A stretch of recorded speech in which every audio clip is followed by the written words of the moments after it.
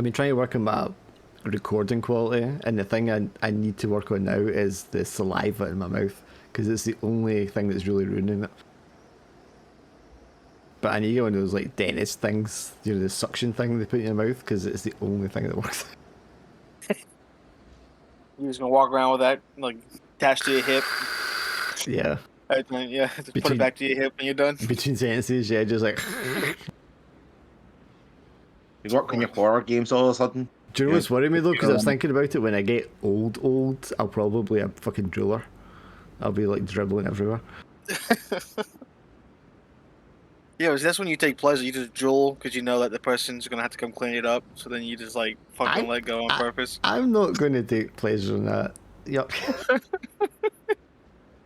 You don't want to just act like a decrepit old man with just like stuck in one spot, have drool moving in, and then as soon as people look away, you just moving somewhere else, doing the same thing. Assuming I still have that mobility. My knees be bothering me lately. They just think you can't do anything. Then as soon as they turn their back, you're somewhere else. I don't think that kind of ninja movement is going to work as well if you're like 60 or 70 years older. I can see a blue guy China though.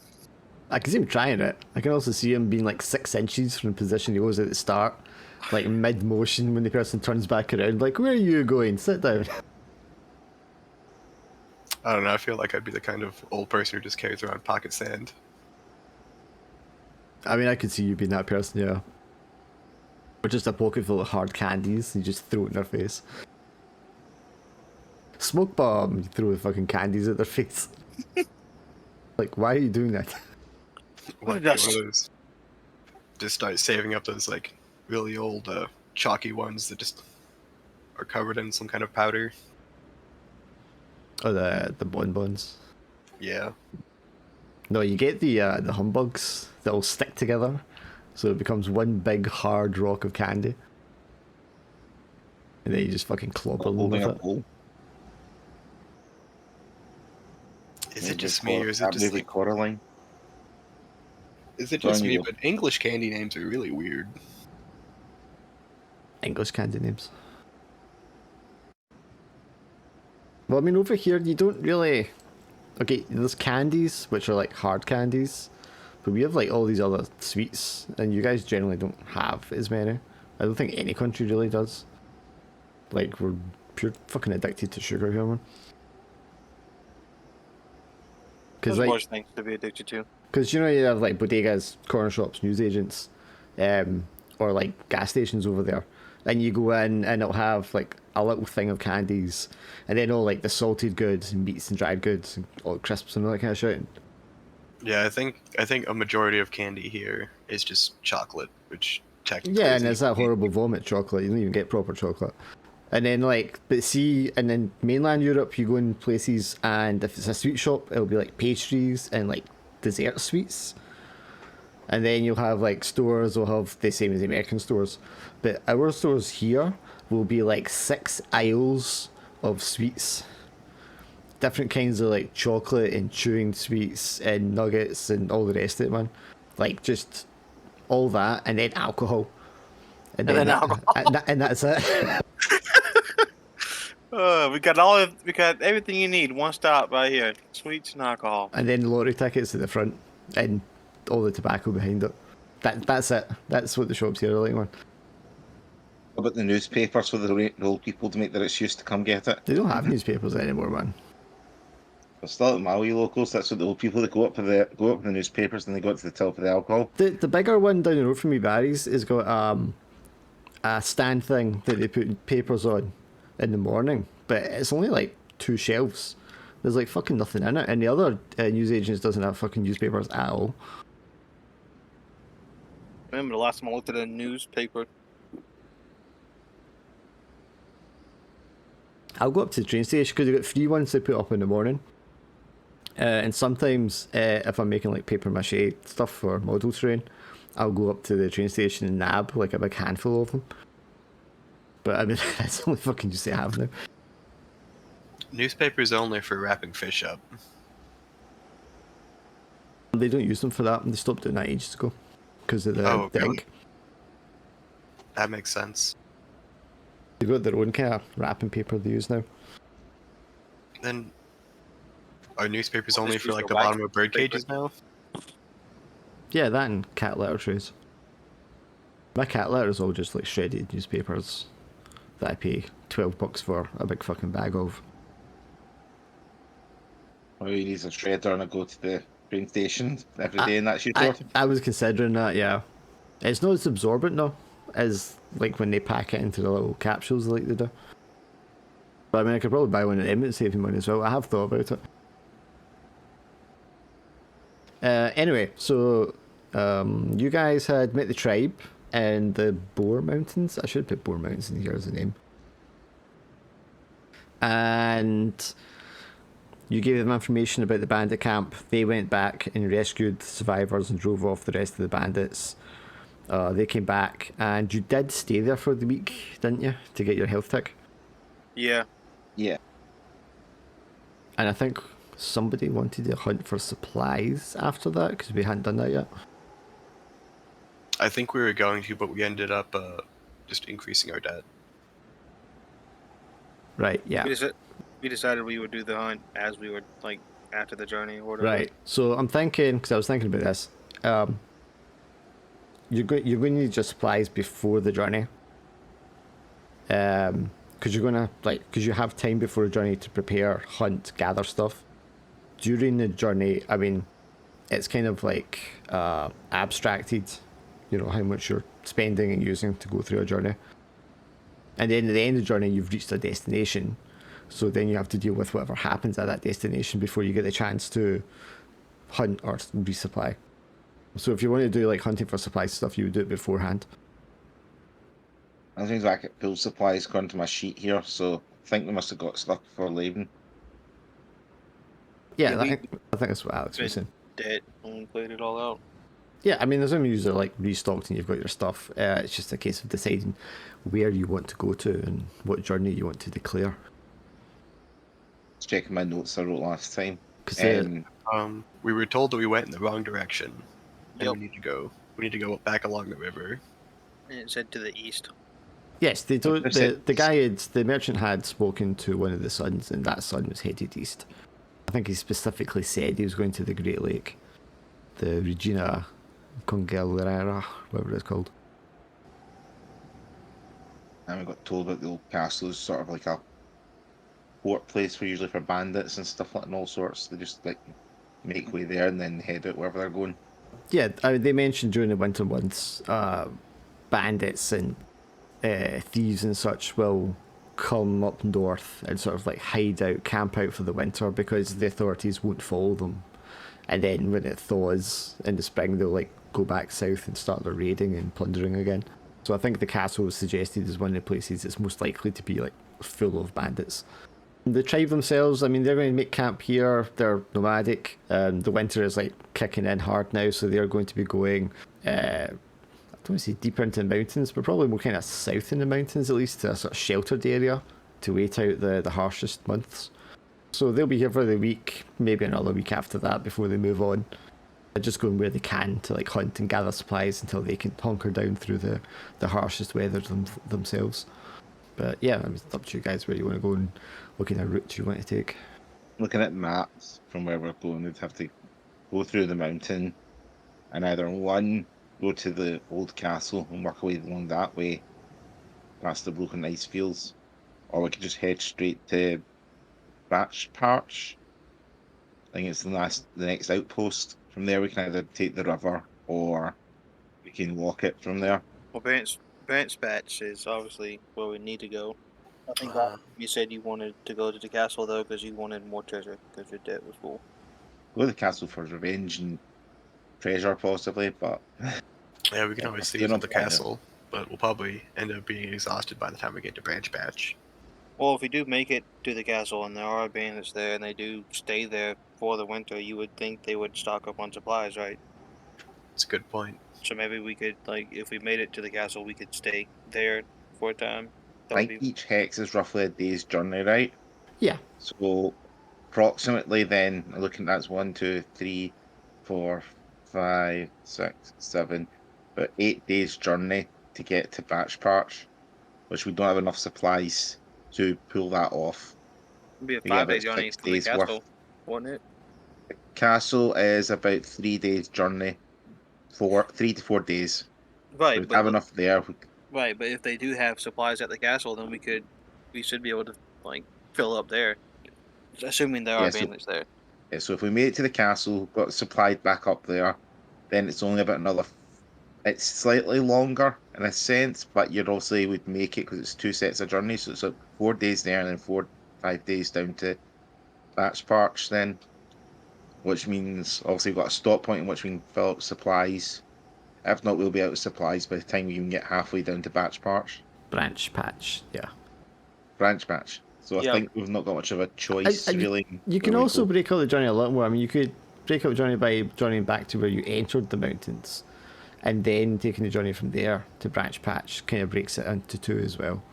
Right, but if we did that, we'd have to make sure we got like everything we needed wherever we stopped at. We'd have to get enough supplies. Yeah, you'd have to Make sure. hunt stuff and hope that you gathered enough in the wilderness to carry on. Right. Whereas Mhm.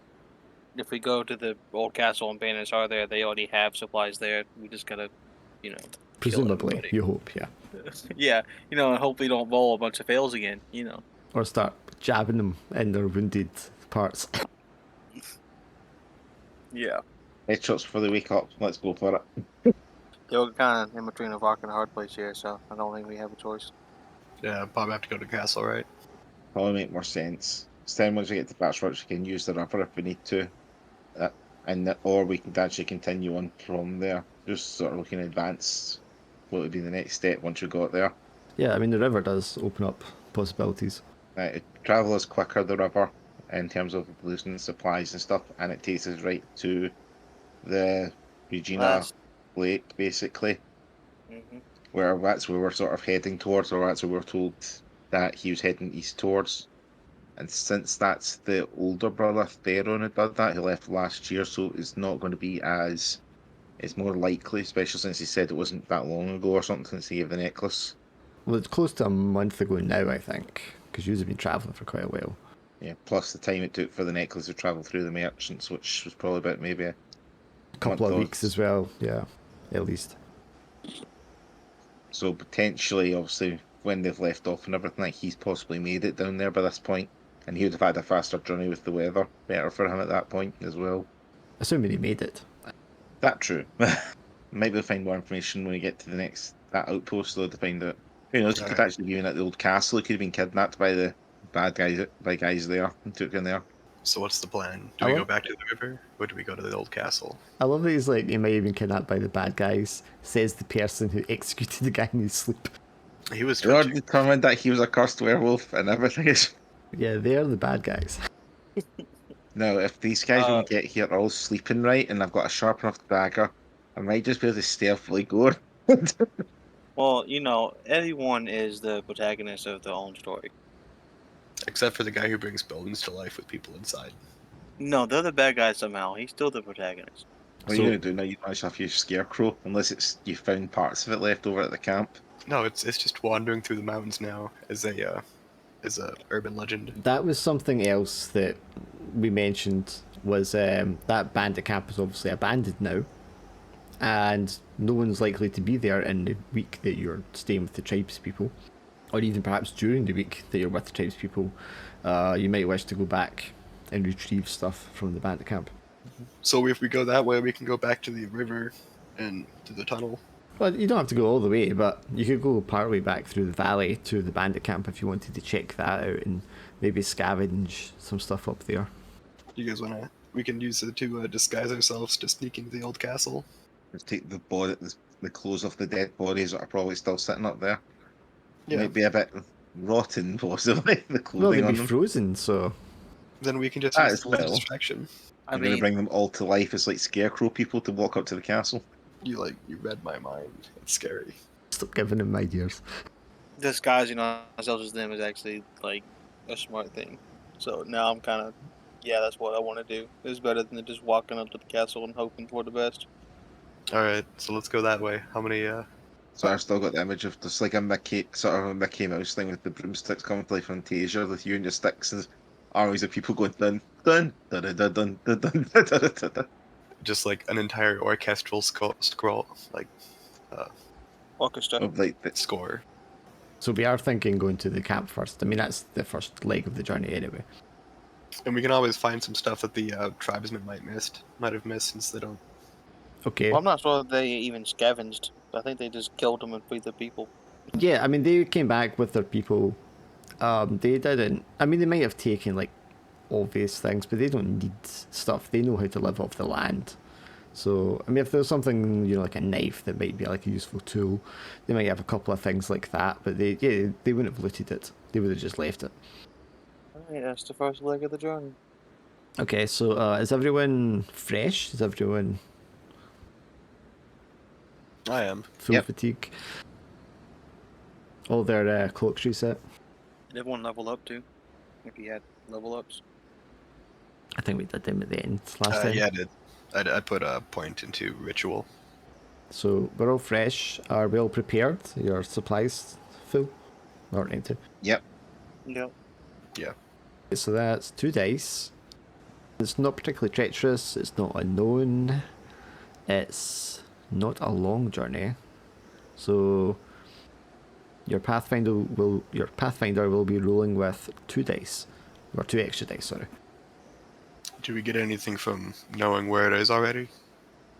You don't lose anything for not knowing where it is. Oh, okay. How many dice am I gonna roll? Oh boy. So you got your default plus your skill, a trait if it's applicable, and then 2 extra dice. Skill is 4, trait. I don't know if Sharp Eye works for this. Sharp eyes, yeah, for look for traps, trouble. I think that would apply. 5 plus the 2. Then with the free one, right? Or was that included with the 2? You always get the free one, plus the extra 2. There's no way I can fit, you know? There's just no way I can fail. You jinxed it. I know. And cross my fingers. I rolled 8 dice, got 1 success. You shouldn't have said anything about failing it. Oh, it starts again. So I was going to mention this. My other game on the Tuesday, they had an even worse run of failed rolls than you guys did. Is that even possible? They were succeeding on 4 pluses, not 5s and 6s, and they still failed like everything pretty much. It was hilariously bad. That was 9 dice technically I just rolled. But yeah, I mean that's a particularly spectacularly bad roll right there. What, do we just run into wild animals on the way there that are feeding on the bandits? No, it was still a partial success. Yes, so everyone takes fatigue, obviously, for the journey. It's less than a day, so you're not going to use up the supplies. You're not going to take cold, because you're going to do it like during the day. And although it's still snowing and there's wind, it's sheltered because it's a valley and there's not a storm or anything kicking in. But because it is partial success, well, maybe actually a storm does start to settle in. The clouds overhead, although it's already overcast, it become darker. The snow turns into like hail and then just like a large sleet, and it makes the ground, you know, softens it up and it becomes watery, which makes it incredibly slippy. So you're going to take your choice of an extra fatigue or a cold to make the journey. I'd take a cold. Gold. So the sleet obviously being more kind of like large slushy rain, just makes your clothes wet, and the cold seeps through easier. So by the time you get there, you're starting to chitter a bit. But you can see the remnants of the camp. It's snowed over. It's been a couple of days. You can see the frozen bodies, you know, poking out the snow. You're probably able to find your weapons that got left behind. They've been, you know, thrown into a stack on one of the carts. The cage is there on the back of the cart. The cart's been tipped over and the cage has been broken open. The horses obviously are long gone. There's the remnants of the camp, tents where the campfire was, things of that nature. Do we see the remnants of the Dreadbearer? Oh, I think that'll be like stamped into where the campfire was. Yeah, you can see like the broken stick. The bear parts are all kind of like scorched and burnt. The head is just like the skull and it's all charred from the fire. You're going to check it's still alive, aren't you? Picking up the skull, like it's still good. I was wondering if we unleashed some kind of elemental abomination onto the world. Well, that made me wonder about like the whisker basket that had the fire in it. Like, is that still there, or did the fire go out, or what? No, the fire. Are there just like The fire in its cage has been extinguished. That's the end of its life. Gotcha. are there any suspicious scorch marks just like making away from the camp? I mean, we can involve that as part of like when you're searching, looking for stuff. Are you guys looking for supplies, tools, anything in particular? We're looking for bandit clothes and then supplies. Yeah. Yeah, I And just maybe- want to move all the bandits' bodies that are mostly intact into a pile. Oh God. I can already see where this is going. And anything that would be considered treasure, so we could try to whittle down the debt. Okay, so we want to look for treasure and supplies. Is that right? Yeah. Well, we're technically full in supplies for traveling unless anyone else is low, but I've also not used any yet. I was increasing my bow, since we got my bows and arrow back, I would have had, I already bought bow and arrow, probably reset our gear. So I'm just increasing my arrows count. Yeah, that sounds fine to me.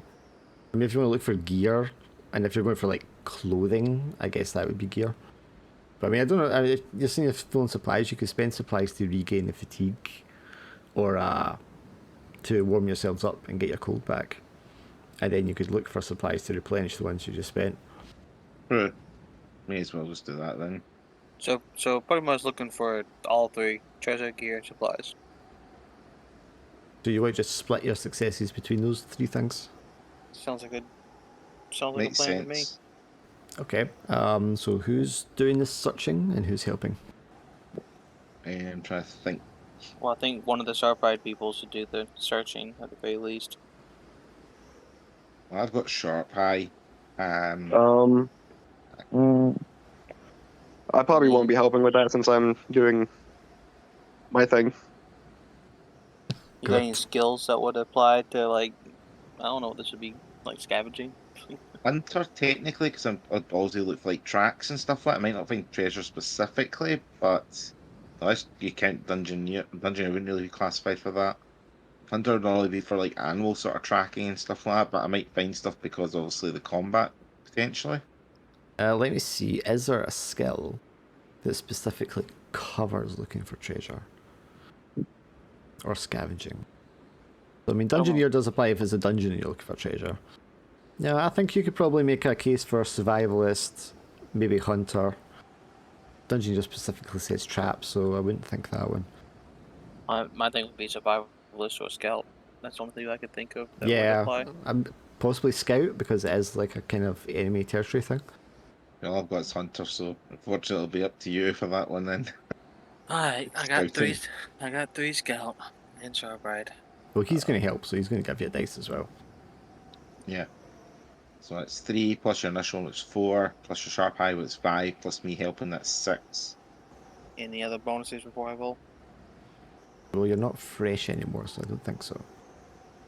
Remember, if you're using traits and you're rolling to take XP as well. Give me 1 second. I think I just heard someone knocking on my door. So what is it? I've forgotten your guy's name, Alex. You- Elendar, is that his name? No, my guy's Eladin. I think his Eladin, guy's name's yeah. Eladar. Eladin, no, he's Evander, that's what it is. Yeah, so Eladin, while they're like looking for useful stuff, you start grabbing the frozen bodies, the carcasses, and dragging them over into a pile together. For what purpose? While they're doing that, they just hear Eladin just excitedly start humming and just saying, "I've never gotten to do this before. Let's see what happens." And he just starts. He grabs a knife and just starts carving circles into each body in the frost on their armor, and then the same circle on the body's forehead. Oh god. So what is it he's actually trying to do here? He's gonna use the reanimate ritual on all of them. Okay, so now they're not constructs, to be clear, unless you're doing something But to their them. armor is. If you want to do something to make their armor into constructs, you could, but just their bodies themselves are not constructs. That's I know. I just want their bodies to be there to hold the armor together. Yeah, but that's the thing, because you're reanimating a construct, so it's the magic that holds it together. Hmm. Then they're there just for the disguises, to make them look like they were bandits, instead of just walking sets of armor. So what I'm getting at from him is that he wants their armor to move the body. Yeah, the construct is the armor, like a walking suit of Yeah. armor. But you want to just keep a body inside it, just so it has the appearance of being a person, yeah? Yeah. Yeah, I can work with that. Army of the Undead. Yeah. And it works because the body is used as the thing that's positioning the armor, so it's kind of in that position so you can reanimate it. Yeah. I'm going to say doing one is just like a normal sort of attempt roll, but if you want to do like a whole collection of them, that's going to require something bigger with definitely a higher difficulty. All right. I'll use an extra fatigue to make the roll better, or to get one more extra dice. Is that the thing still? Yes, you can push yourself always. What else can I do to get an extra dice? I don't think any of my traits would work, would they? So you got Cam. What's the other one? Calm, Curious, and Wizard Sight. No, they're not going to give you extra dice. Maybe if you found a place that was like, I don't know, more in tune with magic or something. Yeah. Yeah, but you've not came across anywhere like that, so I don't know you'd even know somewhere to take them to for that. I think you're just going to be rolling with what you've got. All right. So, 1 dice, then the 3 for that, then I lose 1 for it being difficult, right? Yeah. And then 1 dice for pushing myself. Yeah. So that's 4. Yes. That's a full success, so yes, you'll manage to get them. I'm trying to think of the numbers I said before, what's going to be left. You can probably have You hear it. 6 of them. They just hear like a clinking and like a shuffling noise from behind them. And all the bodies on the ground that are around Eladin just slowly shift up like they're puppets and their heads are tilted over because there's nothing holding them up. Yeah, like the hands at the wrists are just like drooped downwards, even though the arms are raising to move. Their weapons on their hilts are just moving on their own. Because of course they're not in like full suits of plate or anything like that. They're just like cuirasses and like armbands and stuff. Yeah, I can't imagine many probably of them had somehow like... more terrifying than actual zombies. Yeah, because it just looks like a shuffling corpse. It's not even like looking ahead where it's going. The head's just like drooped over or lopped to the side or maybe even just like hanging off. Eladin's just behind them clapping his hands and laughing like a maniac, talking about how it actually worked. So we're agreeing that he's not gonna be taking over whatever when we get back to the village, right? Don't know if he's going to be making it back to the village. I think he might have an accident before he gets there. Okay. I mean, at least he's on your side. For now.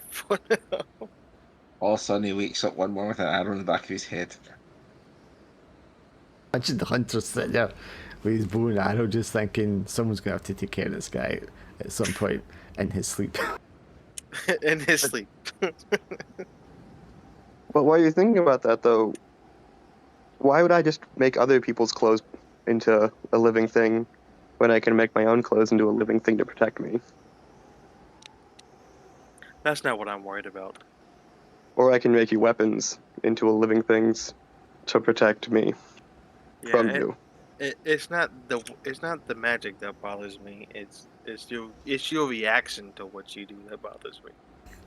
It's the manic laughter that gets me worried. Yeah, you make it move. That's fine. You know, I understand that. It's how you laughed afterwards that's got me worried about myself. I can imagine because you're in a valley surrounded by mountains as well, it just like echoes all around. And that's the is that the beginning of his descent into madness. I think the beginning was a while ago. Yeah, I think it passed that point. We're reaching the climax there, man. Alright, I'm gonna roll for the The I searching, yeah. guess the yeah. Oh lord. That was awesome. He's How's it used all the possible? supplies to make his small stuff. Judas Priest, she whiz, and all the other euphemisms. Boy, Well, that's special. Yeah, I mean, so I guess I found nothing. no treasure. The supplies are sodden, or the tribespeople have taken them, or the bandits have ran off with them. A lot of the gear has been burnt or snapped, stepped upon, broken during the battle or fighting the bear. And what remains of disguises or armour or such is currently being reanimated and walking around on corpses. Oh man, that's good to be me. The clouds above, dark as they were, and the sleet that was falling, the sleet is now hardening. And this is sort of palm-sized hailstones are now just slamming down from the sky, pelting you on the shoulders and the back of the head, causing you great discomfort. You're going to have to take shelter immediately. Protect me, my minions. Form a shield. The cave up ahead where we came in from, that's still there. So we could head up to that cave, just hide out for shelter. You want to run back to the cave where you initially came into the valley. And it's probably Yeah. the closest source of protection because the other one was horseback rides back to the camp the people were at. So at least the cave entrance was just up from this camp, so it isn't too far. Yeah, and you can start sprinting for that cave if you want up the hill. I'm on my way. I'll just make my way up, being protected by the half a dozen living armors. Yes, so I mean, you guys sprint up the hill towards it, and you're shouting for your minions to follow you, and they sort of shamble and scrape their legs along. The armour itself is supported and walks through just fine, but the body that it's kind of like dragging along with it just sort of smears and drags along in the snow, and it causes it to slow down quite a fair bit. But yes, I mean, the stamina is not an issue for them, so they will be relentless and follow you to the cave. Really the sound I wanted there. As you come back to the cave, slightly familiar, you peer inside and you can clearly see Hunter Runic. The ground here has been disturbed as you enter since you were last here. Gravel and twigs and such have been shifted and moved around. I'm going to tell them to be silent, and then just sort of check where the tracks sort of go. Sure, you want to give me a hunter roll? Hunter with sharp eye, so it's 5 dice. I can't believe you failed 6 dice. Yeah. So that's what 15 dice with only one success so far. How many XP will you have by the end of this? I got 3 already. We'll just find out. There's all your successes right there. That's good. I rolled. Yeah, so the hunter, you scout around the disturbance on the ground. You clearly find set of tracks. 3 individuals on foot. One of them is wounded and bleeding. You can tell that the timing of how long this has been lying here aligns with when the tribespeople went back and attacked the camp. So it's not fresh tracks, they're a few days old. And you can clearly see the direction they've gone in this cave. And whereas you've been here previously, you know the route to get out onto the other side of the mountains. These people fleeing, probably panicked and confused, have taken the wrong route, and they have gone potentially deeper into the cave system underground. Got a glitter in my saying revenge, thinking. Or it's more tribes people. Oh no, I think you said all of them died, didn't they? Or they didn't make it. The ones that escaped with us. Yeah, they all got recaptured or died. I'm gonna eat a supply Please. while I follow them. Well, that's not my cat, not my problem. I wasn't going after them. No, while I follow you too. I think revenge. What do you think? I can follow through the path and then.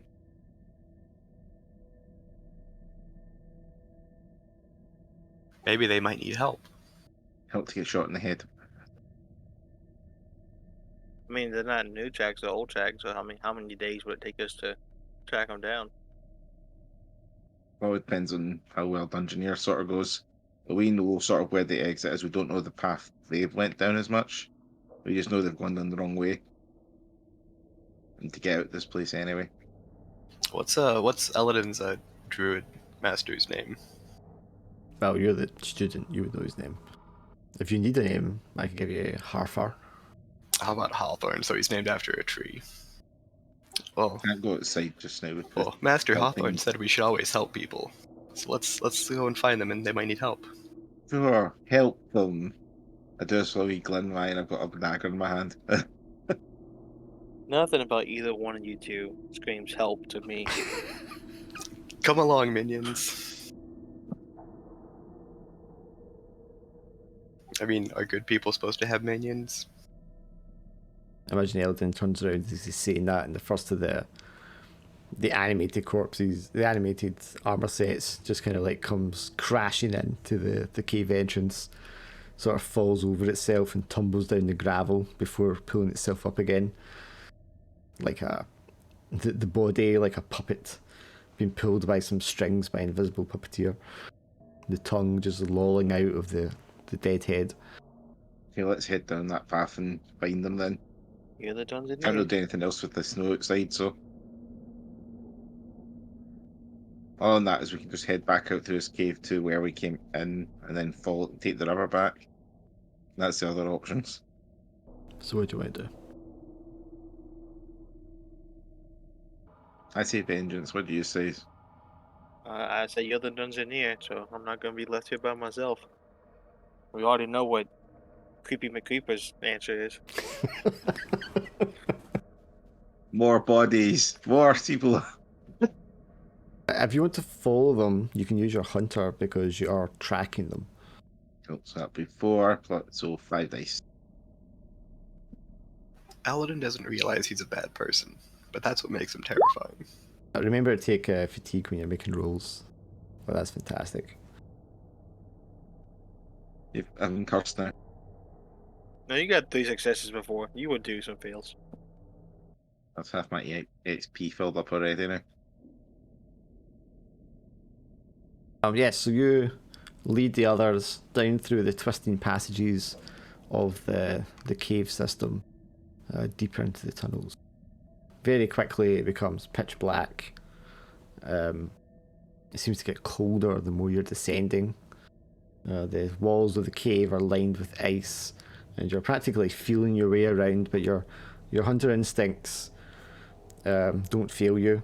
You can find their tracks. You can feel where the blood is dried against the rocks.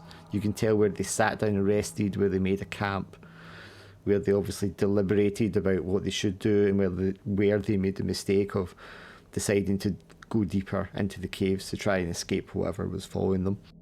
So involved are you in trying to retrace these steps that as you're crossing a rickety wooden bridge that is set up across a short ravine inside this cave, you fail to notice how unstable it is, and as you're halfway across, the rope snaps and the bridge begins to give way. So Eladin and his zombie group are still on one side of this cliff. Evander, I'm assuming you're quite cautious, you're probably held back a little bit as well, so perhaps you're standing on that side of the cliff too when you see or hear the rope snap, and you just see the hunter disappear from sight into the darkness below as the bridge collapses. What do you do, Runic, as you feel the boards give way beneath your feet? I use my dagger to stab back into the sort of the more sturdy board to try and hold myself onto it. Give yourself a grip into the remains of the bridge itself. Yeah. Okay. And also use my hoofs to sort of like bang into the wall as well to create sort of like a sturdy footing if it's collapsing down the bridge. Okay, rely on your trait for an extent. Okay. What skill do you want to try and use that? I think Dungeoneer probably, yeah. Oh, is it dungeon? Because it is a sort of environmental danger. So 2 for that, 1 for my trait. So 3 dice. No, 4 dice.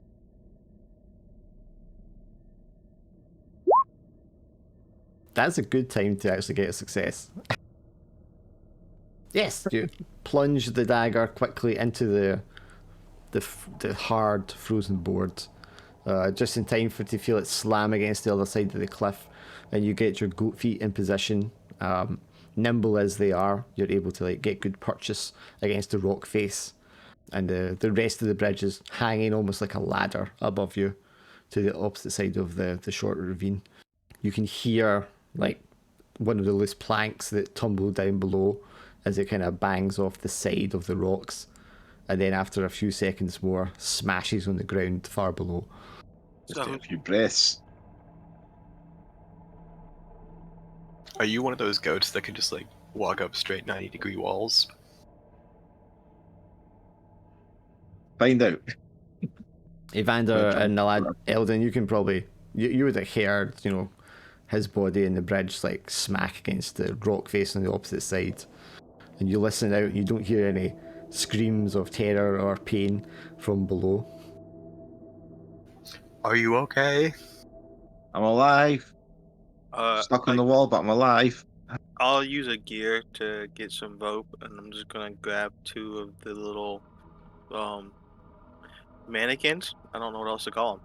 And I'm just gonna tie a rope around them, like don't move, and I'll just throw the rope down to the goat guy. I mean, unless somebody lights a torch, you can't see him. Suppose I'll use gear for that too. I got full gear, so.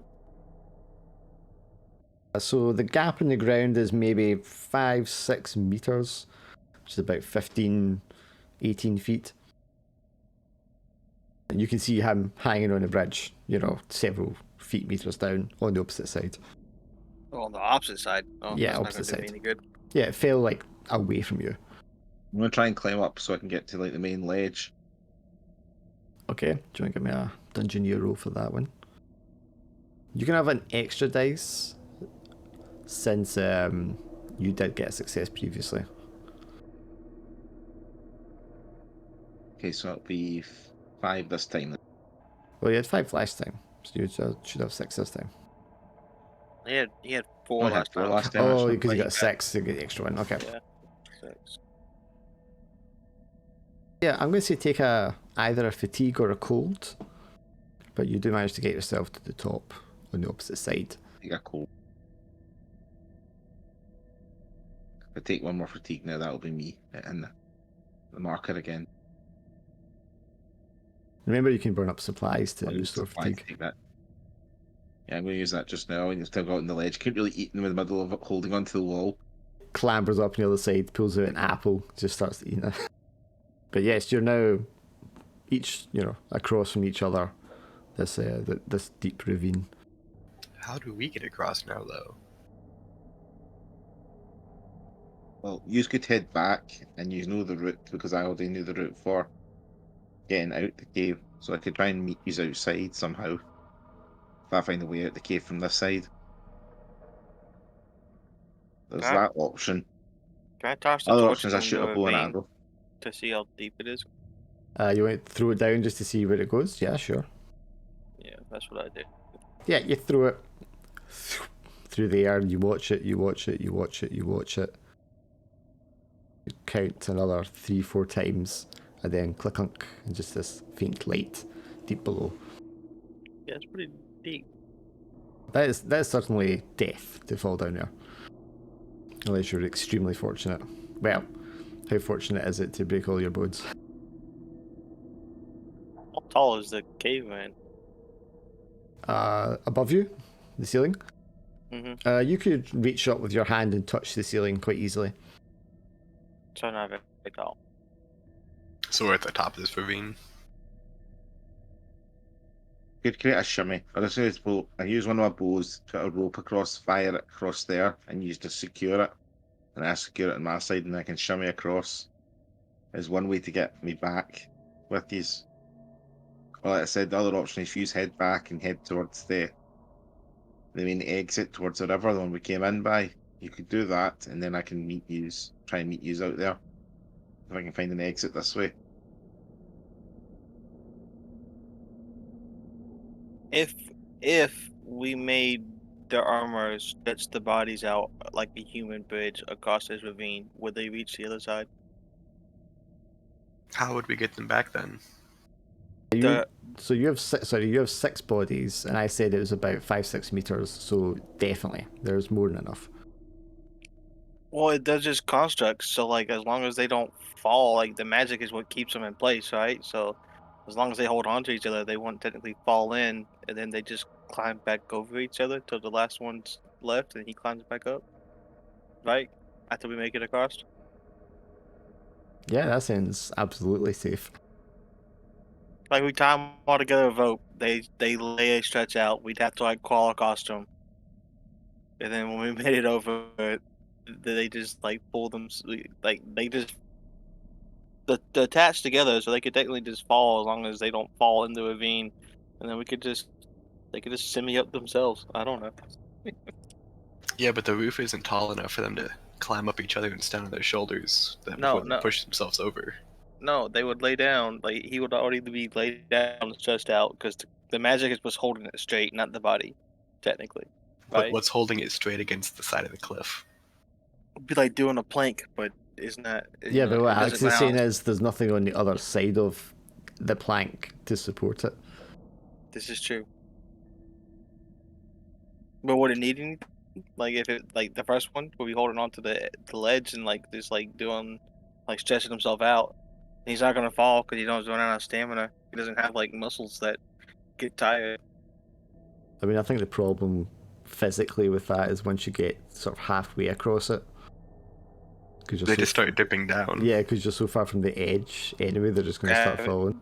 Gravity would take over. Is that what you're saying? Yeah. You could combine it with the arrow rope idea to come up with something. We shoot 2 ropes over, and they just hold their arms and legs between the 2 ropes. Yes, And you just use them as a step ladder. Yes, that could work. So you'd have to burn a couple of gear for ropes, yeah. Or you said it's only like 5 or 6 meters across, right? Yeah. I'm gonna turn into a bear and just reach the other side. You know, the cave bear we saw that was 18 feet tall.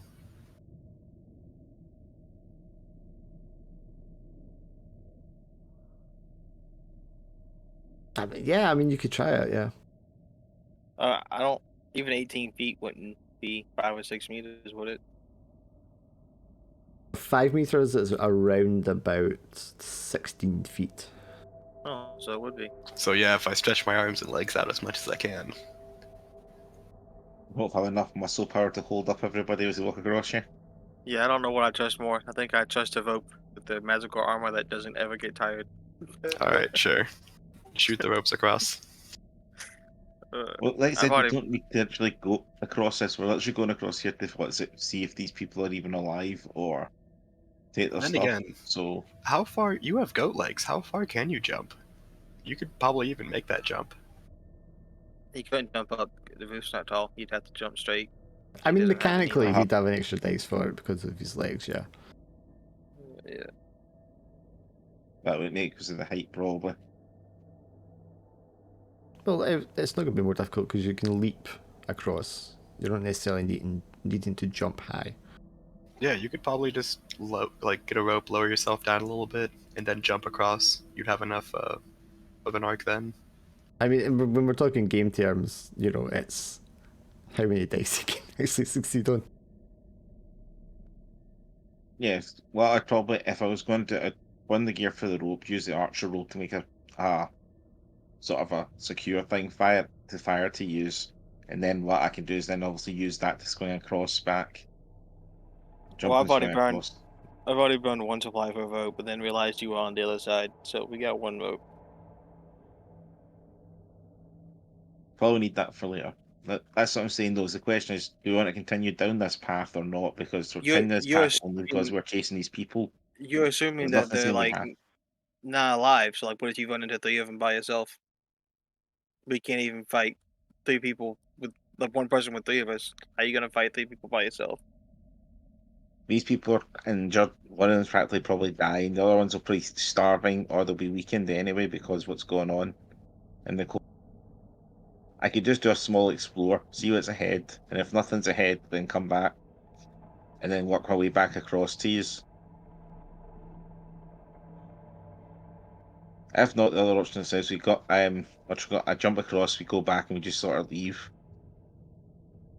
That And we've sort of doesn't not make a really difference learned to me. anything going this way. We're just probably just past the time while the weather changed. That's not my life in danger. So to go down the mystery path.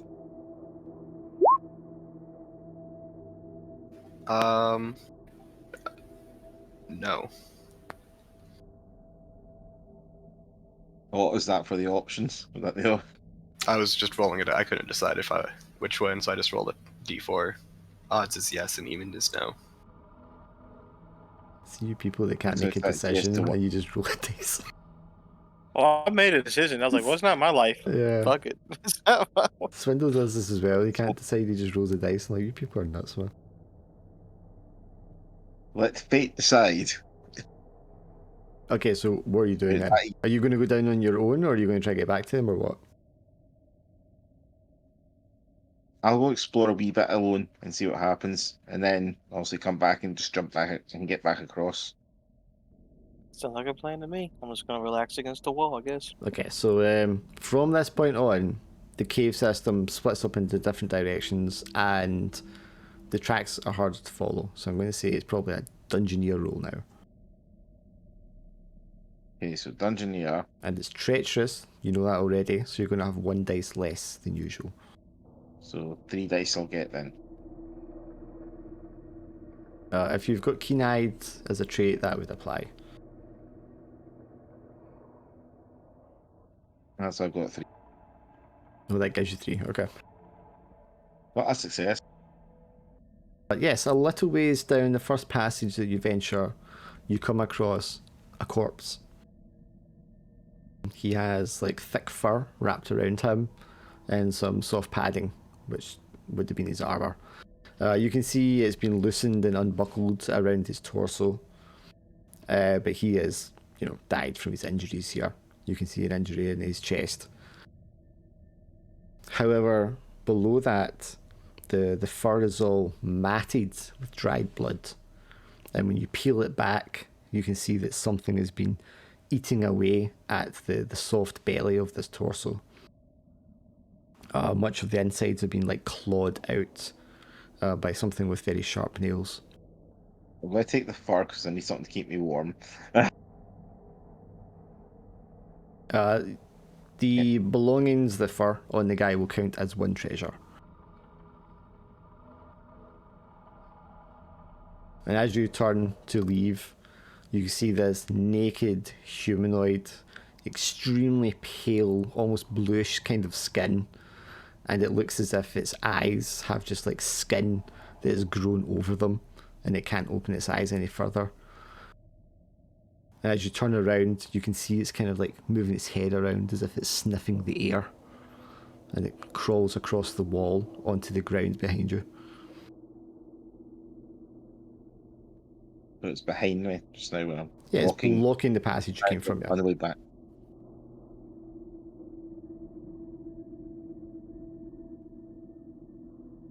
Can I have like spices and stuff like pepper or something and stuff like that in my gear?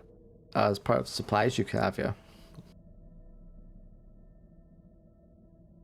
Food stuff would definitely be supplies, I think. If they burn a supply or not. I could just do my normal. Shoot it in the head. I shoot in the head like can't tell where I am. I mean, you could certainly try and do that. That'd be your archery skill. Archery and a skill sharp eye, that count for that as well. I don't think at this distance and in this darkness, your sharp eye will make a difference. Okay. So archery 3 plus initial dice 4. Because it's more of a reaction than anything else. Oh damn! Okay. It's completely blind, had no sight. You turn around. I mean, the light cast off the. Oh no! Wait, he threw the torch, so you're in darkness. Even with 1 less dice, that's still a full success. A crit.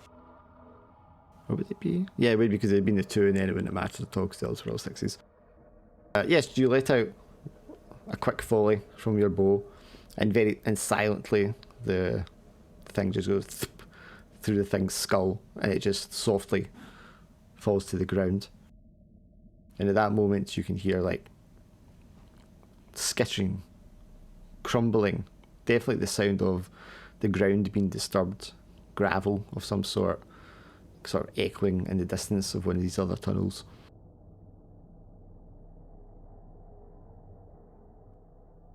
I'm going to say, can I rip parts of this corpse up for some supplies quickly? But I don't know if I have time for that. You could do that if you wanted. Yeah, I need supplies. I'm going to run out of supplies if I don't.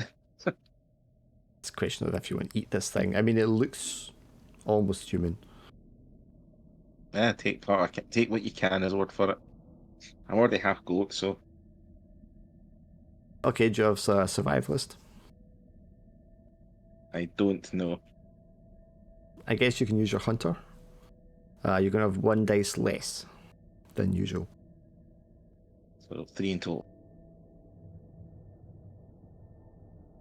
Okay, yeah, you managed to carve 1 supplies off this thing before you see 2 more similar creatures, only visible at all because of how pale they are against the black background of the cave, come crawling around the corner of one of the tunnels. One of them is like on all fours on the ground, the other is on all fours scrabbling along the side of the wall. Yeah, I'm going to try and slowly get away quickly. Because it probably goes more that they go to the corpses than me. So are you sprinting? Are you sneaking? What? I'm sneaking back. Do you have a suitable skill for sneaking? Probably hunter's probably the closest thing to that. So say technically I've got to be quiet when hunting. Creeping, avoiding a predator. Yeah, I'll give you that. Now you don't have a light source, so I'm going to say again that you'll be 1 dice short because you're really feeling your way along here. Nope. Yes, you take a step backwards and you just slightly rustle a piece of metal, a piece of plate off of the body that's fallen on the ground, and both creatures stop suddenly and lift their heads up, and one of them just like leaps forward in silence towards you, lands on top of you, pushes you backwards, and it rakes its sharp claws across your face to take 1 injury.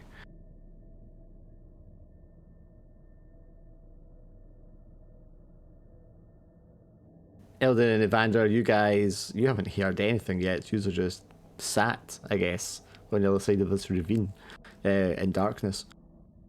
Oh yeah, what are we doing? Just waiting. Well, for me, He's I don't know what you're doing with your corpses. I don't know if you're making a little camp there, if you're going to stay there that long, or if you're just waiting. Take a Said a short quick- break. Yeah, you said quick scout, so I'm assuming it wouldn't be like an hour or 2 or something. Yeah, I'll just set up a small campfire. We'll just Okay, do you want to spend take a short rest. Yeah, do you want to spend a gear and you're starting to like make camp? It's not going to be long enough. He's not been away long enough yet that you're like finished doing that, but yeah, you can certainly set about doing that. Get a fire going, start like checking your provisions, to pushing things apart, trying to make space, and laying out something that you can rest on. Getting comfortable. So now what do you want to do, Runic? There's things on top of you. You know there's another one at least. I'll stab this one in the head with the dagger I've got. Since it's on top of me, it'll be easy enough to stab it. Set in the head. Alright, you got a fighter. I don't have fighter. No, I've got hunter, healer, archer, lore master, engineer, and peasant. Okay, so you have 1 dice by default. I'll let you use peasant if you want, because it's just kind of self-defense. That's 2 then for that for peasant. I'm not sure if any of my skills would apply. I've got bitter, trouble being optimistic, no, untouched by God. Nah, it's not really going to affect the abilities really. And so bitter won't really do much for that. No, I don't think better will help. Right, so 2 dice, no, 3 dice.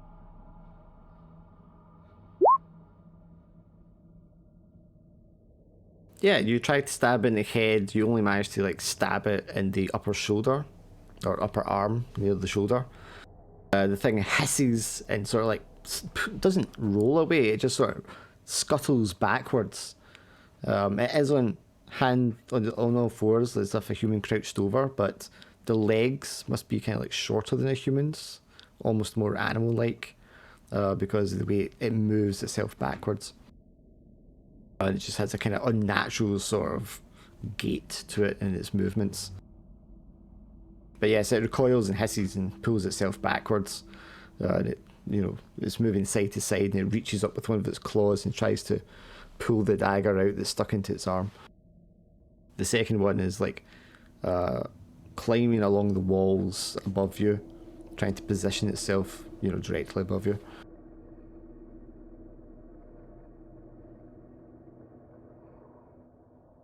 I'm going to. Well, it's not like I can get an archer and a bow in the head of that one coming towards me.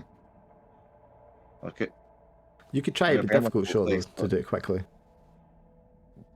What I'm going to do is prepare my goat legs for it. It's going to try and fly down. Just going to like use the force of that and smash him back into the, kick him right back up into the roof and that. Okay. And see if I can position like some sort of spike or something on the roof, something to cause damage. Okay, so your trait will apply, but you don't have fighter skill.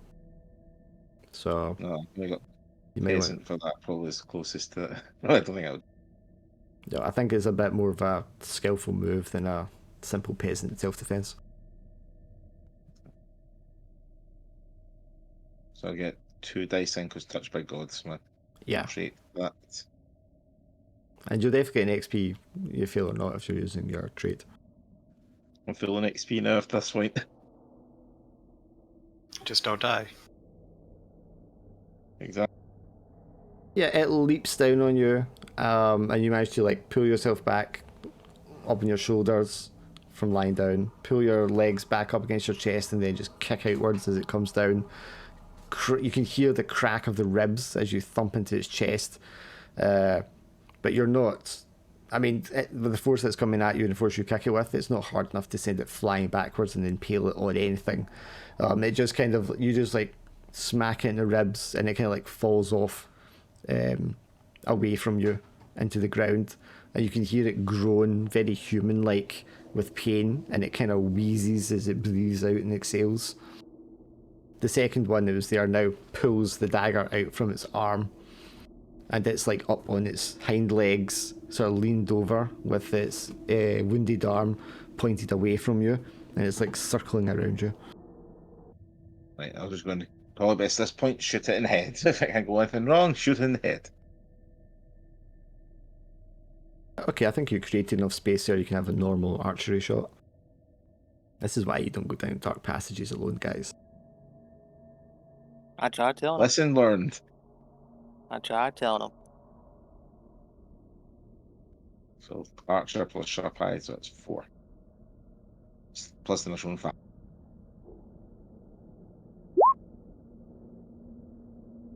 Yes, one good solid pull back on the drawstring, and you let the arrow fly straight through where the thing's eye would be, and it just falls over backwards on the ground.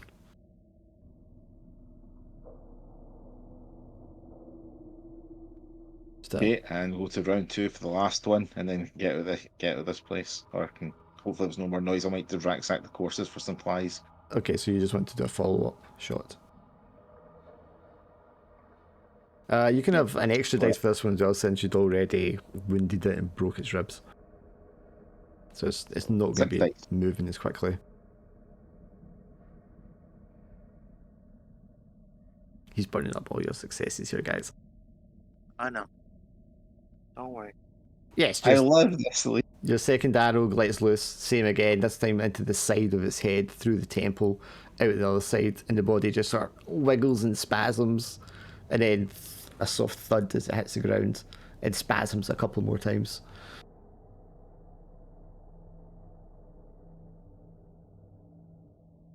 Noises will stop now. No more bad noises. Do you want to hang around and wait, or do you... I need the supplies technically. If not, I'm going to go to health dynasties to do anything else. You can hang around and wait to hear if you hear anything, or you can run. It's your choice. I'm probably better run no my luck at this point. I've got enough to do in one more act without causing health damage now, so. I mean, just run back isn't going to be a roll. Okay, guys, we need to get out of here. There's creatures down here. One of the guys is dead, so I found. So the others will probably be dead since there's creatures down here killing things. What kind of creatures? I shot them in the head. That's all I need to say. Alan just like tilts his head at you, is like wondering why that's supposed to matter. If you want to find your way across here to go and get the corpses, be my guest.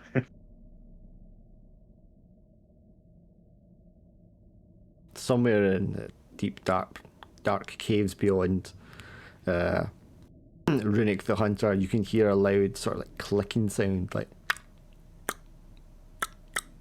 echo. And they're coming. Right, I'm going to shoot an arrow with the rope across so I can work my way, so I can use that as to help me to jump across. Okay, give me that. Spend the gear for the rope, and give me an archery roll. How much, Sharp angle how for that much one. fatigue have you got? Because you made a lot of rolls there. I've been using all my supplies to keep it down. I'm actually out of supplies now. I'm at 2 fatigue. This is going Right, to but a you third. know you can't just I'll chomp on jump a up. supply in like the middle of the fight to get a fatigue. Well, in that case, then I've probably lost like a good bit of health. Then I've probably lost at least 2 health probably by this point. Then if I did. I mean, I count 8 rolls, so that's 8 fatigue. So, I had 2 fatigue before I got into that fight there, so yeah, so once you fill the fatigue, you take the health and then you reset the fatigue. And then keep adding fatigue again. right. So taking that, then a couple of supplies and stuff, then from it all. Whatchamacallit, I'll have 1 health mark then, and probably 2 fatigue then. Okay, sounds about right. Just now currently. So archer shot next, which will be another fatigue. I'm going to eat an apple thing to do supply, so don't use that fatigue up. So I still need to jump across. The arrow goes straight and true. You're able to fasten it onto stalagmite that's pretty solid. The rope is sturdy and strong. It should take your weight quite easily, and combined probably with the balance of your goat legs, you're able to make it across there without incurring any sort of harm or danger. Alright, all nice and safe. Now let's get the hell out of here for these the clucky monsters coming, unless you want to fight them.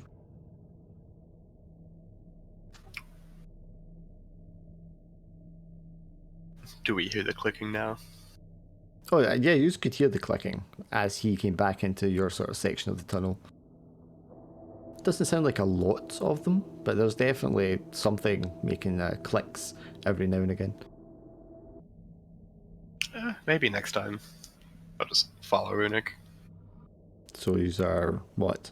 Retreating? I was doing that as soon as you said there was monsters down here. Yep, I'm out. I didn't wait for him to get across. Yeah, so retreating back to the safe spot somewhere we can camp in probably. Sure, you back out the way you came. You hear the clicks in the distance, but they don't ever seem to really close in on you. They don't seem to follow you further up. You come back up to the upper section of the tunnels, and back to the chamber where the entrance or the exit to the cave system back into the valley is. So you have the choice here of going through the other tunnels that you already know the path through to take you beyond the mountains out the other side, or you can go back up into the valley where the bandit camp was. Storm still outside. The super hail has stopped. It's just a kind of soft snowfall now. Since we're here, we've got the options in. If we go up the valley and we're sort of detouring up, if we're going to the old castle, or we can just head back down through the river, and then just head through a river trip then, back where we came. I think the river one seems like the safer option, I would say that. You both notice Runic has these deep scratches, like 4 nails have just like scratched right across his face. Oh no, you're injured. Keep your stick away from my face. My stick? Hang on, I got phone calls instead. Give me a few minutes. Yeah. You and your special healing touches, I know you'll poke me in the face with a stick and then it'll heal me, but I'm not sure if I want to let you touch my face with a stick. I don't have a staff anymore. My fire element, my bear ran away, remember? Yeah, I mean, in the cave, you just now have the smell of the thawing, reanimated corpses. Okay, so I trust you to heal me then, okay? I'll have you know, I have almost never messed up when healing someone. I blink profusely. Imagine your mind finds yourself wondering if something does go wrong, are you going to end up just another one of these animations? What has occurred? I don't think I'd be able to do anything with you. You don't have any, you can't wear shoes. You want to roll to spell heal them? Sure. That will heal 2 injury ticks. Well, I actually have to go. Oh, okay. Yeah, sorry. I'm always free, but some just came up. Should we pause since we just escaped the cave? I'm just thinking because he's injured now, like a health tick. I don't know if you guys want to go on, there's just 2 of you. Well, that injury heals me. Basically, not heal completely. It'll heal the injury, it won't heal the health tick. Aye, not the health tick, yeah. Yeah, it's going to be a big issue later. I do have XP, obviously, so I can build the stat up, but even then. Yeah, while you're complaining about Aladdin touching you, he just snaps his fingers, and your wounds are gone. So wait a minute, you're telling me all this time you had no need to injure anyone else further to heal them? What are you talking about? Healing works the best when you get right into the wound. Poking them with a stick in those sorest point. I don't use a stick. He just holds up his finger. I just poke them. I'm going to get a new dagger. Yeah. Something so I can sleep with comfortably. I don't know if you guys want to do it so that if you just want to make camp where the bandit camp was, maybe. And that'll let you level up at least. Yeah, probably. Sure. Because I might have, I'll probably have issues with healing next week. I forgot it's my brother's birthday then, he's having us all go for a meal Yeah. on Sunday. Are you going to be here for it at all, or are you just going to be late? I thought it was a lunch thing, so I thought I'd be alright, but it turns out it's like an evening thing, he's got it at 6 o'clock. How So, are you I for... don't make it. Well, let's discuss this in a second. Let's do the make camp first, right? Cool. Alright, so I'll make camp since I'm a survivalist. Okay, so give me a survivalist roll. It'll kind of sheltered, so you'll get an extra dice here because it's already been a camp previously. Oh dear. I'm dead. Uh, It does not go well. Yeah, so as you get out of the cave and you make your way down the slope, you start rummaging around, pulling the tents out. They're already positioned, trying to fashion something a bit sturdier for the evening. And you can already see your breath because it's cold.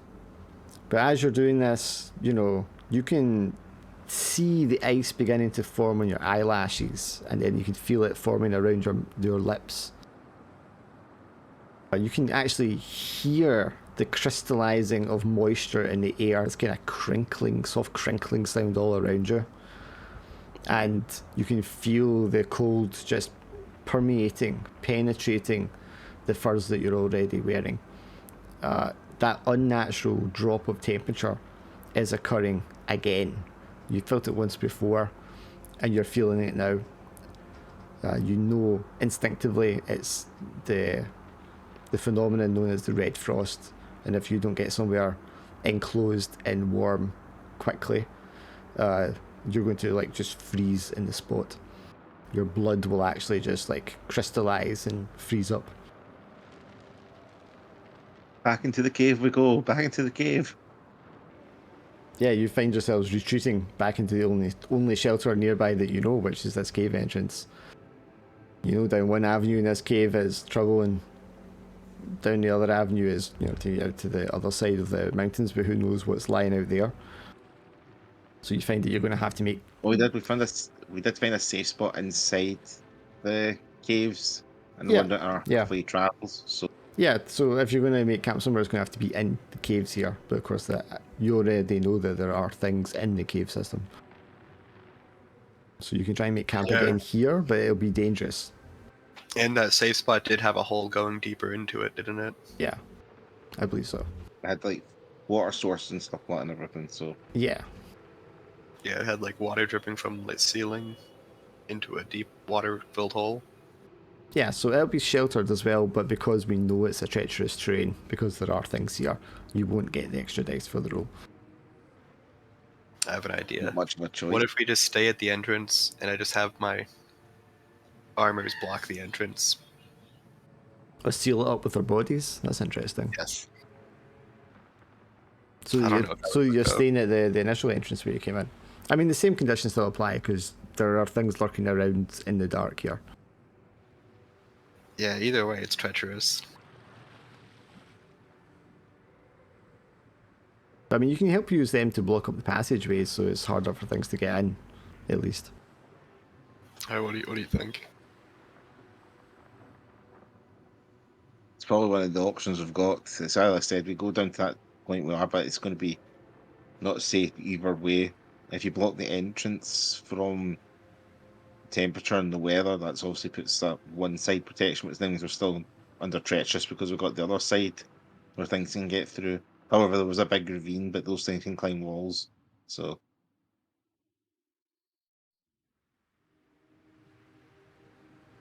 I mean, you can make camp and you can help them, so you'll have 5 dice this time. Sorry, no, it'll be back to 4 dice. But then you're both taking fatigue. I think we're probably better heading to that sort of river point, and we'll, rather than trying to fight our way back up, going to the old castle and doing everything, we'll head down the exit where we came in, use the river for like the next game. So if we go to the camp in the cave, we're already cutting the travel down as well straight away. Alright, so let's head to the cave then. To the little small cave. Okay, back to the original entrance where you came in the first time. Yeah. Okay. Yeah. Do you just want to both take a cold for me from running from the sudden drop in temperature? Alright. I'll make a note that Drac has to take a cold as well. But yeah, I mean, making camp is making camp, so you want to give me a roll for that? That's a bit better. So you can make camp, set up a fire, spend a gear for that. Do you want to cook? Yeah, I'll use a supply to cook first. So you do not take a fatigue for the cooking roll. And then I get 1 extra dice for being enclosed. Sheltered, yes. So everyone can restore either a fatigue or a stress before you make any rest. I'll get fatigue because I need it.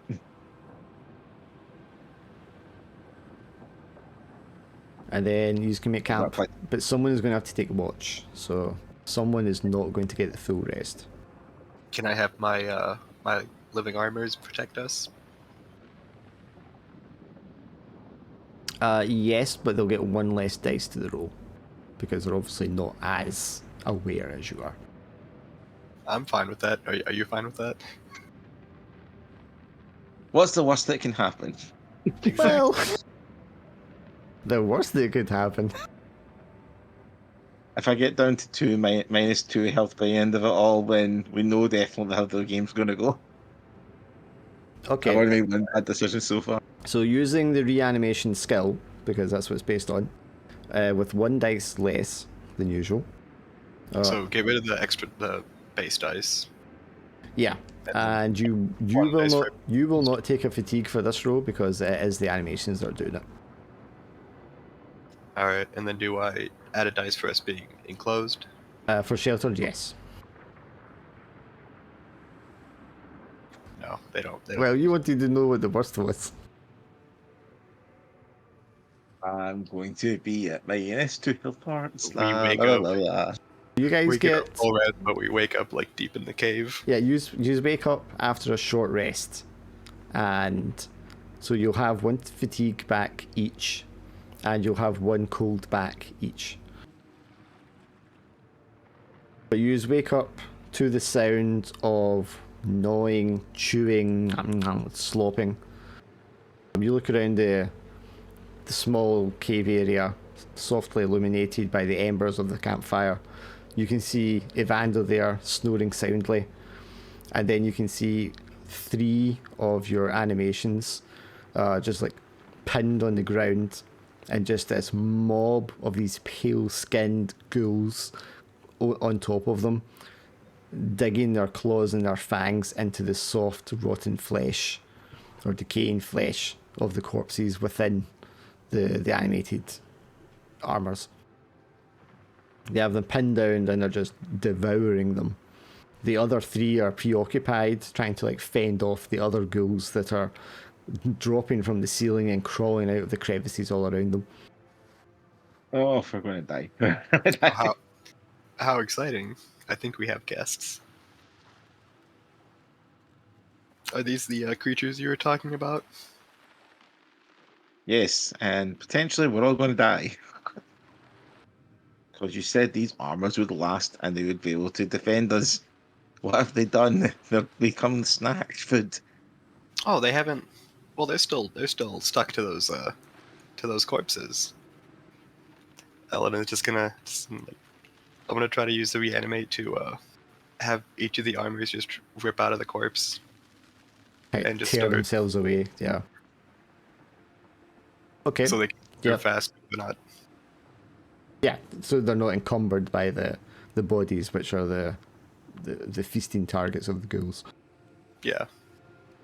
Sure, that sounds like a good idea. Give me a Would roll that with be that. reanimate? It's the reanimation anytime you're telling them to do something, yes. Would I take fatigue for telling them to do stuff, or would it be stress? Well, you would take fatigue. I mean, that's probably a good idea. What have I written for stress here when you take it? When 'Cause I allies feel like injured or killed. I feel like magic should be stress, just because there's not really much doing stress unless someone gets But really hurt. fatigue is also mental fatigue. It's not always just pure. I mean, that's a type of physical. Stress is when you see other people getting injured, maimed horribly, killed, or if you're just like exhaustion from being awake for so long and not getting enough rest. But you did get a short rest, so I don't think the stress will come into it. Okay. Stress is also something that's kind of like you can live off the stress for a time when you're starving before, even more health starts coming off. Alright, so I got 1 success. Yeah, so guess- out of the 3 that have been pinned, one of them manages to tear itself free. It's not a full suit of armor, it just kind of pulls itself away and slides itself over the body and leaves the body there to be devoured, and the things don't even notice, and it pulls itself upright. The ones that were defending themselves kind of like rally and push the ghouls off them, and they back in a semicircle around you to protect you. The other 2 are pinned down by weight of bodies, and they're not getting up. They're not being harmed in any way because they're not really attacking them, but they're just locked in position. So you have 4 at your command. So any ideas? Have the armor attached to the creatures and have them battle each other that way. I'm going to say Evander probably wakes at this point, realizes what's going on, and throws out a magic bolt. Because I think that's what he would do. To at least try and create an opening so you can escape. Yeah. And partial success, yes, so he throws out a magic bolt, smacks into a crowd, a cluster of these ghouls, causing them to just concussive force, fly apart, smack into the walls, and they let out a whistling, hissing kind of sound. And the rest of them kind of lift their heads up and start clicking and clacking their gums together, or their tongues and gums, furiously, as they communicate to each other in a panic. I have a great idea. Can I use Okay. the orator skill to, I want to whistle as loud as I can in the middle of this enclosed cave. It's not really the intention of orator, but I'll allow it just because it's thematic. I don't Just- know what else you would like put whistling under. Sure. Would I get a bonus for being calm in this situation? Yes, you can get a bonus this time. Are they at least a little bit disoriented? Yes, for the moment they are disorientated, and they sort of like panic. Some of them jump on one of your animations, and then causes it to kind of like fall off to the side as it's trying to battle them away from it. The others are kind of go at confused panic is the best way to describe it. They're like scuttling all over the place, feeling around, looking for corners to crawl into. You create some breathing space for you both. Okay, escape time. Or you want to try and kill them? I don't know. I think there's too many to kill though. Yeah, we should probably escape. Remember you have like gear, you can pull out all kinds of things with gear. Wait, a net arrow. Net arrow. Catch a bunch of that. And then also you can easily from that point like stab them and things like that, or kill them while they're caught up. I mean, you can also pull out things that would help you escape better. That's another idea, yeah. Or prevent them from following you. Or scaring them off. I mean, it depends on what inventive you get. Well, I have a good Like idea. I 10. just don't know how well it would actually work. Well, they're affected by scent, so you could use like something. I know, ironically, use cooking skill, make something very foul smelling quickly, or provide something, make something very foul smelling, which will drive them away. Remembering that they do seem to eat rotten corpses. Or decaying corpses. True. That could just be a different type of smell. But you need to think quick, because you don't have long before they gather their senses again. I'm just gonna walk towards the exit. What about you, Runic? Thinking a wee second. Let's see what. I thought this was going to be a quick, yeah, let's make camp and wrap it up. No. Calamity ensues. That's too easy. Roll20 demands that the game goes longer. Yeah. Nuffle must be satisfied. Watching fire potentially might cause some issues because we have issue with heat. So it seems to survive in the cold. So you do have a campfire that's still, I mean, it's dying, but the embers are still there. Oh, I have a really terrible idea then. Pray tell. I'll let you go for it. Are you sure you don't want to do anything? I've been rolling a lot. I'm kind of afraid to roll lately just now. He has a lot of rules. All right, give me an arrow. Okay. I want I to sort of have a picture in my head of what you're planning to do. draw a tiny ritual circle on the arrowhead. While him and my corpses are protecting me, Uh-huh. and I want to something like wrap it in twine a little bit, just like dip it in the fire so it catches the light, and then try to cast a reanimate ritual on the arrow. I think that's stretching it. I don't think Okay, you yeah, can that's what I reanimate was. just an arrow. It's not enough to I qualify as should- like a construct. What if I do the quiver full of arrows? But they need to be a construct of some sort. They can't just be a pile of stuff. Okay.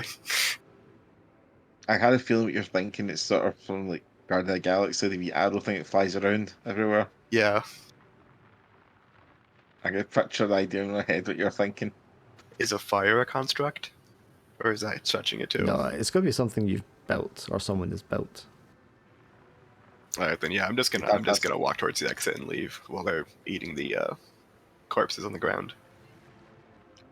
And I use the gear to have some sort of like wee sort of wee oil sort of thing, so if we leave it from the fire, it just creates a sort of wee fire trail behind us, so it stops them from falling a bit. Yeah, I mean, you could have a flask of oil and throw it in the fire, causing that to kind of flare up to try and frighten them off. Yeah, do that. Yeah, use a gear for a flask of oil. Yeah, just spend the gear. I don't think you need a roll for that because you're just like popping it and smashing it into the fire. The heat and the dying embers cause it to just like flare up into this gout of flame. The creature is, I mean, they obviously can't see, but they can feel the heat.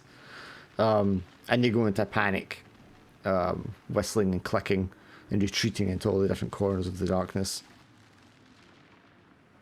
Some of them would like make the effort to drag the corpses with them, and the strength and the speed that they move the corpses at is kind of alarming. But yeah, they empty the chamber. Let's leave and get somewhere safe to camp now. Yes, you. So I'm left with 4 or 3. Well, he was struggling with them, and then they all fled. So you got 4. Okay. They might have some like chunks bitten out of the bodies on the 3 that are still standing. The other one is just armor. There's no body inside it. It's just a set of armor just walking around with nothing inside. Yeah, because that's what it is, construct.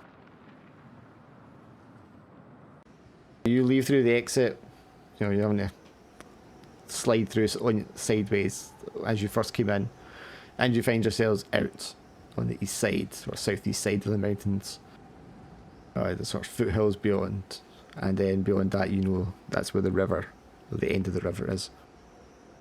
Since Evander's sort of our scout and travel person to get across back to the boat from this point of travel, we'll probably best making camp round about here. So just in amongst where the tree line starts at the foothills, just a short walk away, you want to try and make a camp there. Yeah. Okay, let's do you want me to have Evander make the camp? I would Sure. say yes normally, but I'm just remembering his rules are like. Alright, I'm gonna eat a food before we make camp then. Well, he is it's Pathfinder 3 is Scout you want into it. Yeah, scout or survivalist for a camp, isn't it? He is a Scout of 2, and he's sharp-eyed. So I don't know how that compares to what you guys have. I feel like curious Yeah. would be detrimental while making camp or looking or finding a path. It might be, it might not be. Just depends what the path is and what's lying around. I think you'll have better rolls, or Evander's normally had to have better rolls. So Evander will have 2, 3. He'll have 4 dice. Yeah, I'll have 4 too, since I have survivalist too. Okay, so you might as well roll it so we're not. Oh wait, no, we're not. I'll have 3. Yeah, since we're not enclosed. Yeah, so I think Essentially. I think you should just roll the 3 rather than having him roll when he's not here. Does that include your initial dice, yeah? Yeah, because I have survivalist too. Well, if he's helping you, you can get 4 dice. May as well. Go for it. Yeah, that extra dice is what did it. We're waiting for us to die for a minute. Yeah, so you just get down there, but obviously, you know, this has been a stressful experience. Someone's going to have to take watch again when you make camp. No, Dark, his dice is the one that made the first 3 not good. Because I just rolled 3 dice, I got 3 successes. Possibly. That's one way to read it. So yeah, you just get down to the tree line. You can see the start of the river. You know, a bit off in the distance beyond the trees. These evergreens that are covered in snow, and you're like knee deep in snow here, coming off the foothills. You know, it's starting to get dark now. It's not an entirely unpleasant area to make camping. When you came here previously, you hadn't really encountered anything that dangerous. But given what's just happened, you're on edge, you're wary. So someone will need to take watch. But you could have your animations take watch again. Should we risk it? I'd offer to take a watch, but I've got a minus dice on everything I've got just now, so I'm at 2 fatigue just now as well. And if so. because you're making camp, if you want, you can try cooking again as well. Alright, yeah, I'll cook first. So you get the extra dice, and it doesn't cost any fatigue. Yeah, your cooking's not so good. I mean, it's a warm meal, standard meal, but it's not giving you any extra comfort. Pine cones and twigs again. So Pinecone soup. Delicious. a little bit of moss on the side. So do you want to leave your animations on watch this time so you can try and get a full rest? What's your fatigue like, 3. Alden? I can take the watch, right? Because then it'll take some of my fatigue down then still. It depends how your watch goes. If you take watch, you're not getting any of your fatigue back. Right. That would put me at 3 fatigue as well, because if I take watch, I have to use a fatigue to take watch as well, don't I? Yeah, you would. Right, I'll use supply to take my fatigue down, and I'll take the watch and just. I mean, all you're doing is getting an extra dice there because they get 1 dice less. So, I mean, it's up to you. I mean, I say we just let them do it. All right, let them do it then. It'll still be 4 dice. Let's see. I'll cross my fingers. It's your animation skill, whatever that is for them. Yeah, so it's 3, the base dice, then -1, but then +1 for being sheltered, right? Yeah. Yes, full success. Yeah, comfortable night's sleep. Nobody's disturbed. No danger arrives. The weather stays pretty stable. You're able to get a nice long rest. Okay, so I'm using my XP now to get something. Can you increase the levels over 3? Can't you? In the What do you mean? there's 3 of them at. I think 5 is max, right? For what were you talking about? For skills? For a skill. I have written it as. Wait, that's straight. So I'm looking at there. Because 3 is the max for starting off, isn't it? Yes, for starting off, that is. I keep reading the traits thing. Where's the bloody skills? Yeah, skills can be 1 to 5. Right, just because that minus dice, I'm probably better putting my hunter up possibly, or dungeoneer. Probably hunter based on the someone track. can also tell a tale around the campfire. And you would have been able to do that for both camps, so you can both do it. Alright, then we'll do that then. Right. Yeah, I'll just put hunter to 4. I was going to get fighter, but there's no point getting fighter really. Well, I mean, there is a point. It just depends. But you might be better specialising. Yeah. Your arrow work was pretty good in that cave. And of course, for the long rest, you're getting 2 of your fatigue restored. And because you're making camp, you get cold back. Someone has to spend a gear for that, though. Remember. No, I'll spend a gear for the. I thought I spent a gear for the campfire. For this one. Oh yeah, I'll spend another gear for this campfire. So you'll get 2 cold back for that. Actually, I'll put Drakan. We won't have his cold either. Well, let's find a wee trait to go for. Or would you like to go first? Do you already have a idea thought up?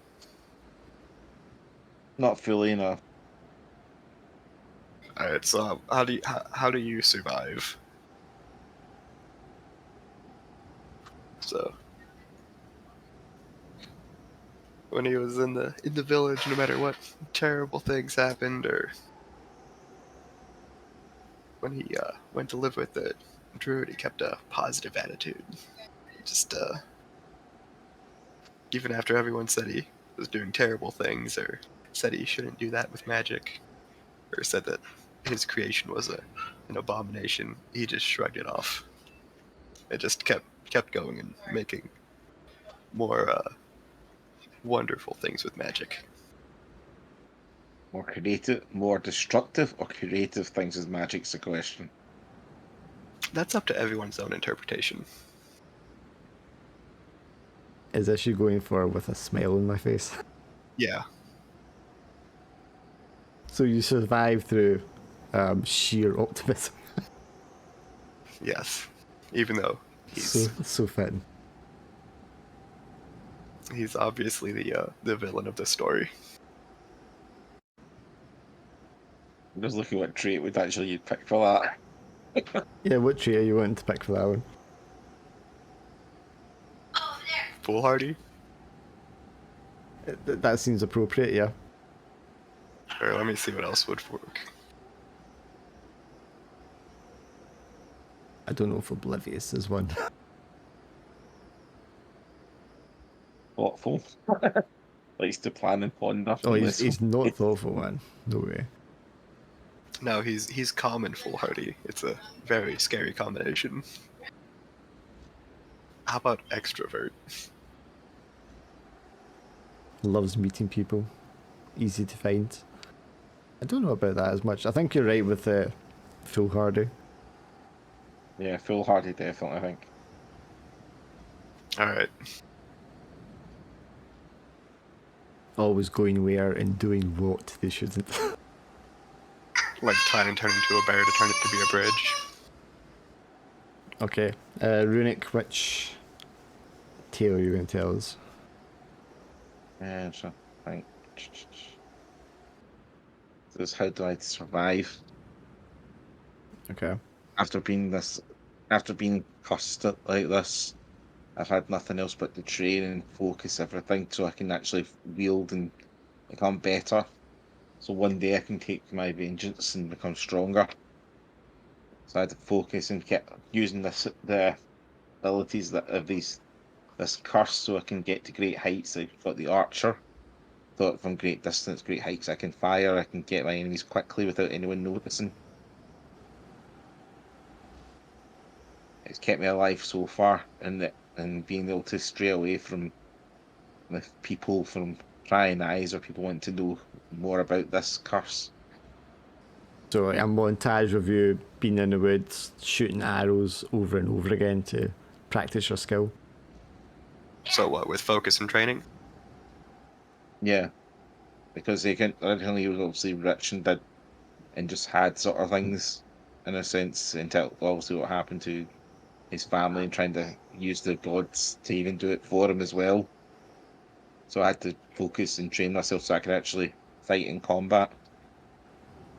But obviously I can't really be close combat as much because people freak out when they see the goat and think you're a demon. So if I shoot them from a distance, then I can still claim victory. I'm thinking of the train montage and Robin Hood, Prince of Thieves, when he's teaching everyone to use the bows and arrow. Me try to wear a pair of tights but keep ripping. So what, would that be loner? Yeah, what trait are you going for? I have no idea, so I was trying to figure it out. Let's see, you had a training montage, so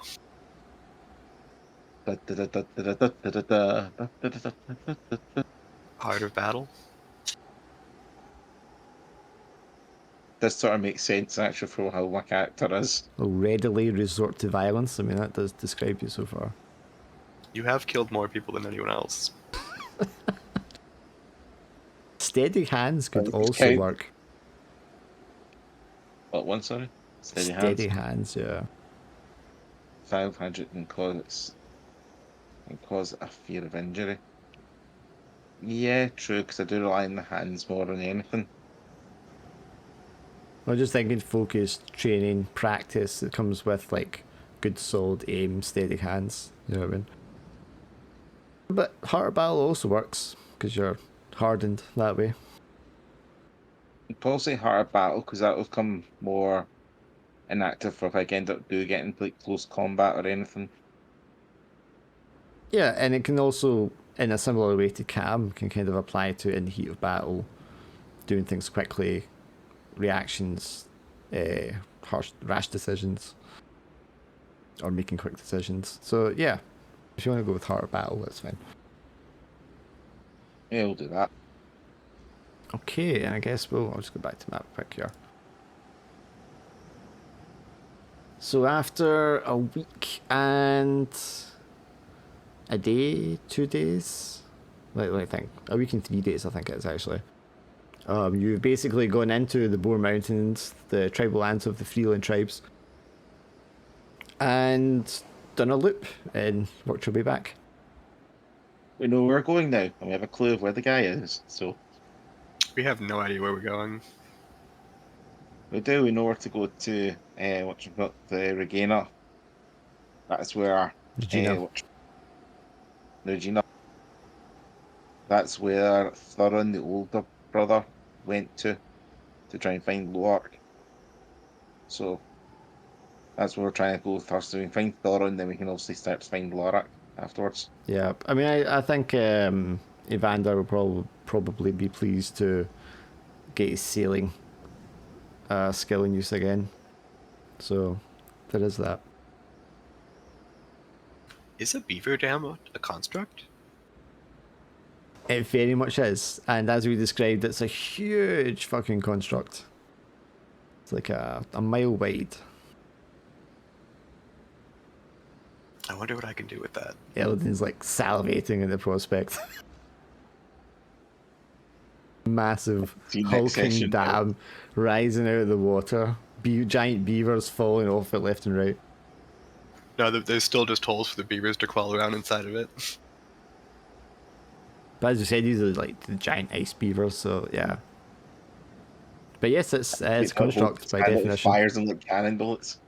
Fires bullets of beavers. Yeah, some tantalizing prospects there. Okay, so yeah, I mean, unfortunately with him leaving, I think it's probably best that we call it short. Normally I would just say let's just do it tomorrow, but I know you wouldn't be up, Alex, at the right time anyway. I have tomorrow off. It's President's Day. I wonder if Drax got it off. Probably. I won't be available because watch of a partner's working. I need to help watch you want to get the wind thread and stuff. Right, okay, you're watching the kids. Yeah, sure. Yeah, I mean we got something action done. Well, I took most of the session obviously earlier, but I was doing so that's what I was saying, would it be easier if you want to do a small one with them, just on the basic travel to get to sort of a newer location. Yeah, but as soon as they run into something, they need that third person with the dice. Because you know what it's like, the fatigue start racking up, man. True. You could roll them up at half. I mean, I wouldn't mind those cases. You know what I say, so my character will do, shoot everything first. But I mean, you should be able to get a better idea of the exact kind of hours you're going to be occupied Saturday, Sunday, as it gets closer, right? Yeah, I mean, if you need it a bit later, I mean, that'll be fine, because they're both behind us with time zones anyway, so later for them is actually better. Yeah, just let me know what you guys decide. Yeah, but let's try and squeeze something for a couple hours, 1 of the 2 days. I mean, that must be possible between us all. Yeah. Other than that, you leveled up and you took in hunting, is that right? Yeah, I upgraded hunting to level 4 Hunter. now. Hunter 4, okay, that's pretty good. Yeah, and I'm just 1 XP away from leveling up. Cool, yeah.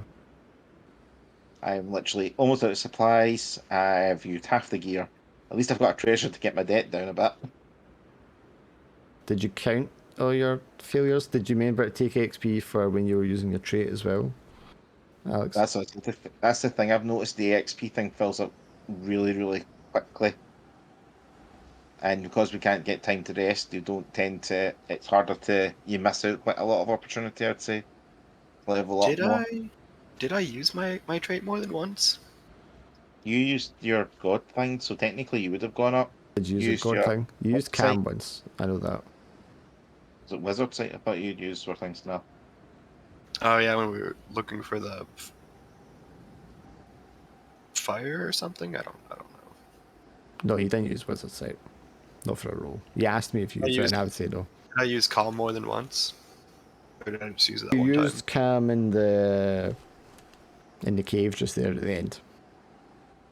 And making camp, did you not use camp? No, why would you use Cam for making camp? time? Yeah. No, I thought I did for some reason. I'm just counting my fails. 3 fails. And then I think I had 1 XP from last time. Yeah, I think I'm just at 5. Yeah, you had 3 fails and you had Cam, so that gives you 4 XP. So if you had 1 already, 5, yeah, makes sense. Just want to check. So- Don't want to shortchange anyone. So next time I'll get better at either shape-shifting or making more zombies. Fucking. The cheese and the reanimations, man, but I love it. I can picture the end of the session at one point. There'll be an army of corpses just following behind us. Oh, they just went through the caves track, came out the other side, and eventually made camp after failing like 3 times or so. And getting chased and hounded by ghouls. But they eventually made it out. Yeah. They went out to the bandit camp, failed to make camp. The red frost, the sudden drop of temperature started happening. So they ran back into the cave, made camp in there. Then failed it. The creatures showed up, the ghouls, started devouring the corpses, and then they fled from the cave, and then made camp again out at the start of the river. Yeah, Yes. so we're making our way back to the river. Yeah, they're out towards the riverway. You can use your boat for the next one to get back. Yeah, he's going again. Okay, yeah, so we'll try and squeeze that in next week because I really don't want to be missing weeks. I hate doing every 2 weeks. But if we don't, we don't. Either way, I'll get you guys next time. Catch you soon. Right? Alright, later.